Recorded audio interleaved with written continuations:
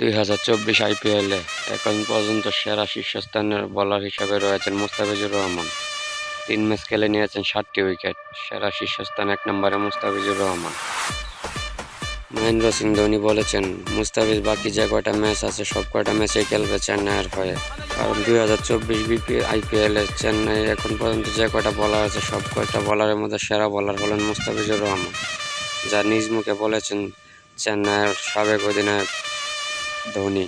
আমি আশা করি এবার আইপিএলে মুস্তাফিজুর রহমান সেরা 1 নম্বরে থাকবেন বোলার হিসাবে এবং তারই সঙ্গে বাংলাদেশের মান উজ্জ্বল করবেন পেসার মুস্তাফিজুর রহমান, যাকে নিয়ে বাংলাদেশে করেছেন অনেক সমালোচনা। অফ ফর্মে থেকে খেলতে গিয়েছেন আইপিএল, তো আইপিএল চেন্নাইয়ের হয়ে সেরাটাই দিচ্ছেন মুস্তাফিজুর রহমান, যা দেখে মন কেড়ে নিয়েছে কোটি ভক্তের এবং সবাই তাকে বলছে পেসার মুস্তাফিজুর রহমান আবার ফিরেছে আগের রূপে।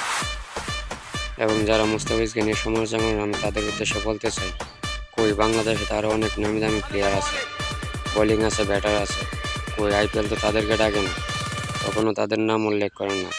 মুস্তাফিজ যদি এতই খারাপ হয় তাহলে কেন বারবার মুস্তাফিজকে আইপিএলে ডাকে, কেন নেওয়া হয় সেই আইপিএলে? বাংলাদেশ ছেড়ে ইন্ডিয়াতে কেন তাকে ডাকে?